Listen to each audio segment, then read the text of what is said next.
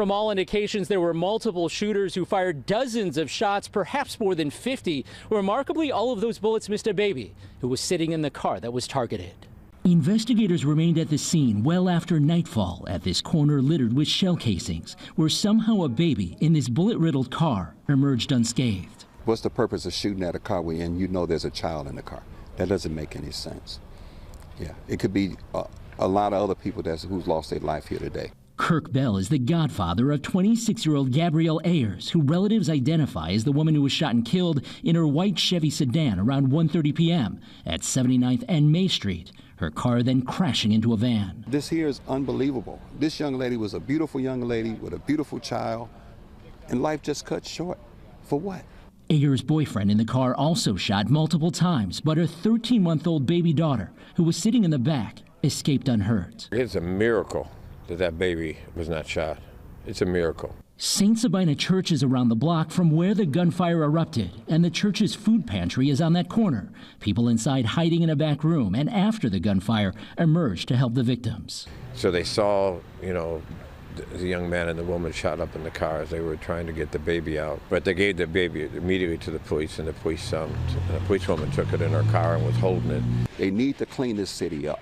They need to. This gangs and the shooting and the killing is just unbelievable.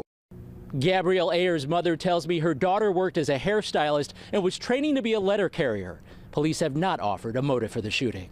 It was the afternoon of February 4th, 2026. The street appeared normal. Cars passed by. People moved through their routines. Nothing about that moment suggested that violence was seconds away. Inside a white sedan, Gabryel Ayres sat in the front passenger seat. Her boyfriend was inside the vehicle with her. In the back seat, her infant daughter was secured in a car seat. Then, without warning, another vehicle approached. It did not slow down to park. It did not stop to talk. It stopped alongside them.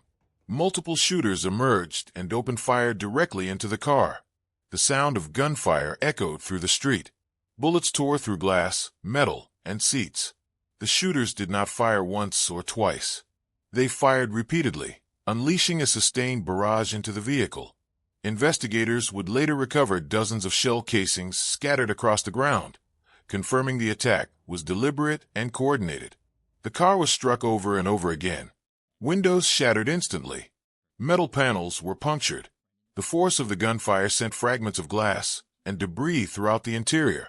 Then, after the initial burst of gunfire, the attackers did something that revealed even more about their intent. They came back and fired again. According to investigative findings and witness accounts, the shooters either repositioned or returned to continue firing additional rounds into the same vehicle. More bullets struck the car, adding to the damage that had already been done. This second round of gunfire increased the total number of shots fired and reinforced investigators' belief that this was not random violence. It was targeted. Inside the car, there was nowhere to go. The shooters were not firing blindly. Their gunfire was concentrated toward the front portion of the vehicle. Investigators would later determine that the pattern and direction of the bullets suggested a specific target. Gabryel was sitting directly in that path. She was struck multiple times. Her boyfriend was also hit but survived his injuries. As the gunfire stopped, the vehicle rolled forward and crashed nearby. The shooters left the scene, fleeing before law enforcement arrived. They left behind a heavily damaged car, physical evidence, and multiple victims. But one detail stood out immediately. In the back seat, her infant daughter was still alive. Despite the number of bullets fired into the vehicle, the child was not hit. She remained secured in her car seat as emergency responders arrived. Gabryel was transported to the hospital with multiple gunshot wounds. Medical personnel attempted emergency treatment. She did not survive. Investigators began reconstructing the sequence of events. The number of shots fired, the shooter's decision to fire again after the initial attack, the focus on the front of the vehicle, and the survival of the male occupant. These details pointed to a targeted ambush, which left investigators with critical questions. Who organized the attack? Who were the shooters trying to kill? And why did Gabryel Ayres end up becoming the victim instead? You're watching Crimelens Uncovered. where the spotlight of social media casts the darkest shadows. Subscribe if you want the unfiltered truth behind the trending hashtags, because by the time a story explodes online, the tragedy has already happened. Now let's dive in. Gabryel Ayres was 26 years old, and in her community on the south side of Chicago, she was known for the work she did and the life she was building for herself and her daughter. She was a professional hairstylist who didn't just work at a salon. She owned and operated her own. That meant she was responsible for everything, from scheduling clients to managing the space and making sure her business stayed running.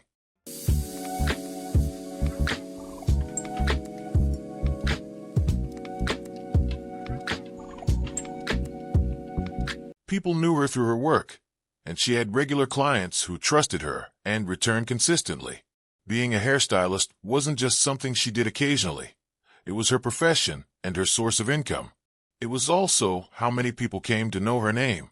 Depending on who you spoke to, they might not even call her Gabryel. Many people knew her by her nicknames, Gina or Gabby. Those were the names used by friends, clients, and people in her daily life. These nicknames reflected how she was recognized within her social and professional circles. She was someone who interacted with people regularly, especially through her work, and her salon became a place where she spent a significant amount of her time. In addition to her professional life, she was also in a relationship with her boyfriend, and they spent time together as part of their regular routine. He was someone present in her life and would later be with her on the day the shooting occurred. Outside of her profession, she was also a full-time mother, and this role became especially significant after December 20th, 2024, when she gave birth to her baby girl. That date marked a major moment in her life, as her daily priorities began to center around caring for her daughter while continuing to manage her business. Her infant daughter became part of her everyday routine, often accompanying her as she balanced her responsibilities. 1 year later, on December 20th, 2025, she celebrated her daughter's first birthday, marking the milestone with a full celebration. She went all out for the occasion, organizing the event and documenting the moment publicly. She later shared a message on Facebook that read, "Happy birthday to the prettiest girl in the world, I love you, daughter." The following day, December 21st, 2025, she posted a photo of herself with her daughter with the caption, "Without you, there is no me," showing just how central her child was to her life. Before this joyful period, in September 2025, Gabryel faced legal trouble when she was arrested and charged with retail theft under $300 and theft of lost or mislaid property under $500. On September 23, 2025, she posted on social media that her case had been dismissed, celebrating being found not guilty and openly mocking anyone who had been following her legal trouble. Her life involved balancing multiple responsibilities, maintaining her salon, raising her daughter, and continuing her relationship with her boyfriend. She lived in Chicago and moved through familiar areas as part of her routine, managing both her personal and professional obligations. Her identity as a business owner, hairstylist, mother, and partner established the foundation of her daily life and placed her in the position she was in on the day everything changed. The day of February 4th, 2026, began like any other for Gabryel Ayres, though investigators later noted that the events of that afternoon would define her life and death. According to witness accounts and preliminary law enforcement reports, Gabryel spent the morning managing her salon, attending to scheduled clients, and ensuring her business operations were running smoothly, consistent with her daily routine. She coordinated her schedule while caring for her infant daughter, who remained a constant part of her activities. By early afternoon, she left the salon to run errands with her boyfriend and transport her child, as was typical in her routine mobility throughout the city. Gabryel entered the white sedan alongside her boyfriend, and her infant daughter was placed securely in the rear car seat, following standard safety precautions. Investigators confirmed that the vehicle was parked briefly on a south side street, in an area that, according to witnesses and residents, was considered safe and quiet, a place where no one expected a violent crime to occur. At the time of the attack, the vehicle was stationary, and witnesses reported that the street appeared calm with normal traffic and pedestrian movement, reinforcing the suddenness of the event. Gabryel occupied the front passenger seat, her position placing her directly within the line of fire when the shooters first opened fire. Her infant daughter remained in the back seat, fully secured, and the boyfriend was seated in the driver's seat. Investigators later confirmed that this seating arrangement directly influenced the trajectory and concentration of the gunfire and ultimately the fatal outcome. Minutes after the initial shots were fired, the attackers returned and fired additional rounds into the car, escalating the assault and leaving no doubt that this was a planned and targeted ambush rather than a random act of violence.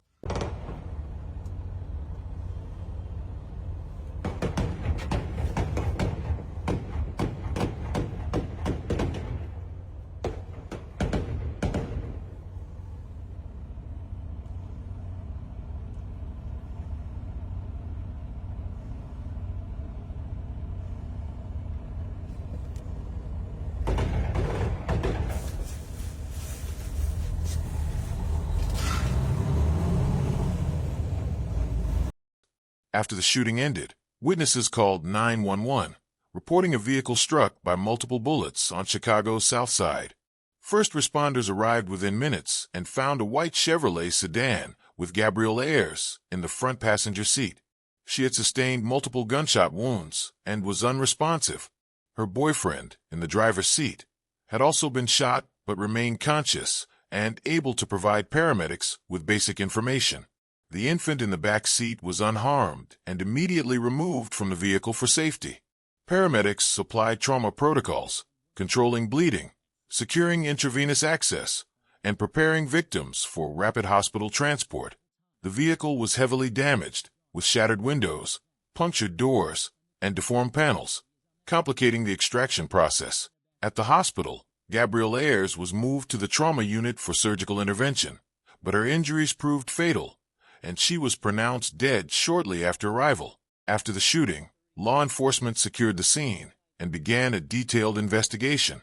Gabryel Ayres' vehicle had been struck repeatedly, and over 50 shell casings were recovered, showing the attack was sustained and deliberate. Analysis of bullet trajectories through the windshield and side windows indicated the shooters targeted the front passenger area, where Gabryel was seated, while also striking the driver, her boyfriend. Damage to the car's metal panels and shattered glass confirmed the intensity of the gunfire. Robin, Judy, there was a lot of gunfire at this scene. More than 50 shots were fired based on the number of evidence markers that we're seeing here on the ground. And we are told that there was a baby in the backseat of the victim's vehicle who fortunately was not hurt. Investigators believe the primary target of the attack was Gabryel Ayres' boyfriend, who was seated in the vehicle at the time of the shooting. Law enforcement is reviewing his background to determine whether past disputes, associations, or rivalries could have motivated the ambush, though no confirmed criminal involvement has been established. Authorities are considering whether the attack was retaliation, gang-related, or connected to personal conflicts. Witness statements and surveillance footage indicate that the suspects had prior knowledge of the vehicle's location and the occupants' movements, showing that the shooting was planned. The concentration of gunfire toward the front of the car, combined with the use of multiple firearms, suggests that the boyfriend was the intended target, and Gabryel Ayres was struck due to her seating position. Investigators are assessing whether the shooters knew she was present or if her death was accidental. After the shooting, the suspects fled via a pre-planned route, avoiding confrontation with witnesses and law enforcement. Surveillance footage and witness statements suggest the attack was deliberate, organized, and carried out by individuals experienced in ambush tactics, leaving law enforcement to track and identify them.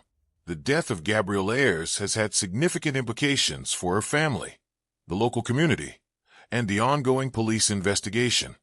The ongoing investigation also considered potential motives, including personal disputes, retaliation, gang-related activity, and mistaken identity, as the primary suspect may have been Gabryel's boyfriend. Authorities requested public assistance in identifying the suspects, releasing limited descriptions of the suspect vehicle and individuals involved while emphasizing that any tips could be submitted anonymously. Law enforcement indicated that while some leads had been developed, additional evidence was necessary to make arrests and bring formal charges. The broader impact of the crime has extended to the local community, with neighbors and bystanders expressing concern over the level of violence involved in a residential area and the use of excessive gunfire during a daylight attack. Officials have urged the public to remain vigilant and provide information that could aid in solving the case. Gabryel Ayres' death remains under active investigation, with questions still unanswered regarding the identities of the shooters, the sequence of events leading to the fatal shots, and the planning behind the ambush. Law enforcement continues to examine all possible angles, including digital and physical evidence, to establish accountability and prevent future incidents. This case raises several critical questions. Why would the shooters fire over 50 rounds at a single vehicle in broad daylight? Was this a planned execution or a spontaneous act of violence? Drop your thought in the comment section. And that concludes today's case. But remember, this is just one of countless hidden stories waiting to be brought to light. Here at Crimelens Uncovered, we're committed to digging beneath the surface, giving a voice to those who can no longer speak, and making sure their stories are never lost to time. So don't forget to subscribe, tap the like button, and turn on notifications, so you're always first to know when a new story drops. Until next time, stay alert, stay safe, and remember, the search for justice always begins with the truth. Crimelens Uncovered, where every case finds its voice.